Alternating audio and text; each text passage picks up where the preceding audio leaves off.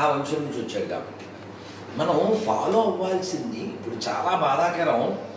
చాగంటి గారిని క్షమాపణ చెప్పించి అడావిడి చేసి ఆయన మనస్సు బాధ పెట్టారు ఎదవరు.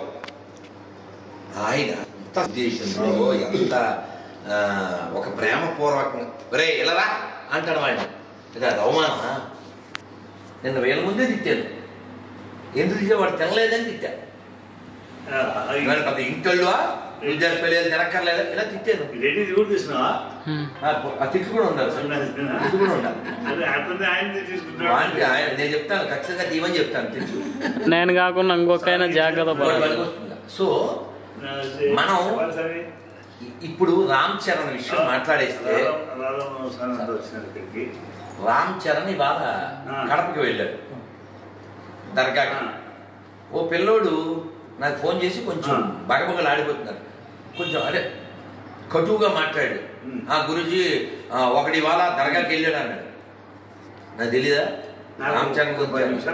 ఏం తిట్టకు అంటే మామూలుగా వెళ్ళి ఉంటే పర్లేదు, అయ్యప్ప మాల వేసాడు ఎక్కడెళ్తాడు అన్నాడు. నాయన ఎవరు పూర్తి జ్ఞానులు కాదు. రజనీకాంత్ వెళ్ళాడు తిడతావా? ఎడ్యుకేట్ చెయ్యి కాకపోతే రామ్ చరణ్ దగ్గరికి వెళ్ళి కూర్చుందాం. రామ్ చరణ్ ముందు కూర్చోబెడతా. రామ్ చరణ్ మిగిలిన వాళ్ళతో పొడిస్తే భక్తుడు. ఆయన శివాలయానికి వెళ్ళి శుభ్రం చేస్తాడు. తెలంగాణలో శివాలయానికి వెళ్ళి వాళ్ళ పాపకి లలితలో ఏం పేరు క్లీన్ కారా పెట్టాడు. అలాగే ఈ ట్రిబుల్ ప్రమోషన్ దేనికోసం ఏదో విదేశాలు వెళ్ళినప్పుడు రాములు వారిని క్యారీ చేశాడు.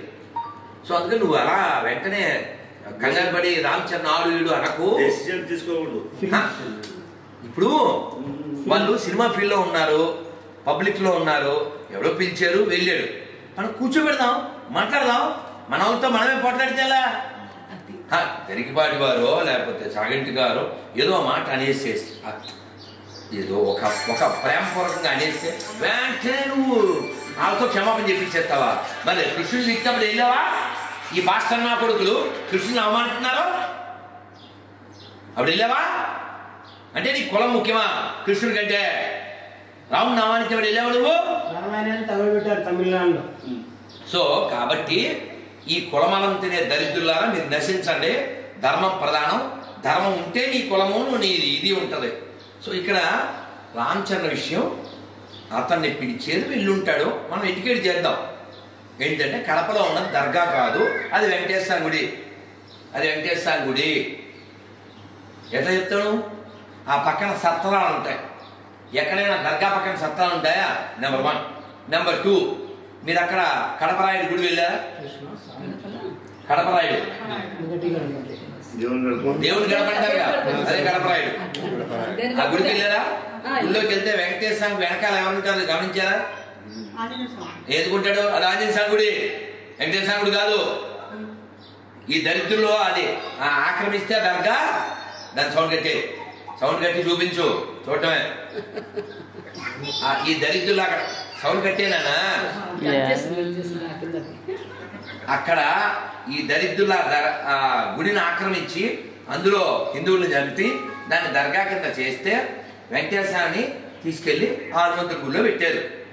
కడపరాయుడు గుడి కడపరాయుడు కాదు, హనుమంతుడు. ఈ దర్గా ఏదైతే ఉందో వెంకటేశ్వరుడు. అదేనా ఈ దేశంలో అలా ఎన్నో దర్గాలు మసీదులుగా ఉన్నవన్నీ గుళ్ళే. మనకి సిగ్గులేదు కాబట్టి వాడు ఇది పోసినా వేసినా ఇదేసినా నెయ్యిలాగా బయ్య అనుకుంటూ వాడు ఇది వేస్తే తింటున్నారు. కాబట్టి ఎవడైనా ఒక నాన్నకు పుట్టిన హిందూ ఎవడో కూడా అన్ని మతాలు సమానం ఉండవు. ఓవర్ సార్ దగ్గరికి వెళ్తే వాడు ఓవర్ చేసినట్టే, వాడికి అదే ఓవర్ ఓవర్. కాబట్టి మనం ఇప్పుడు రజనీకాంత్ని ఎవరు తీసుకెళ్లారండి?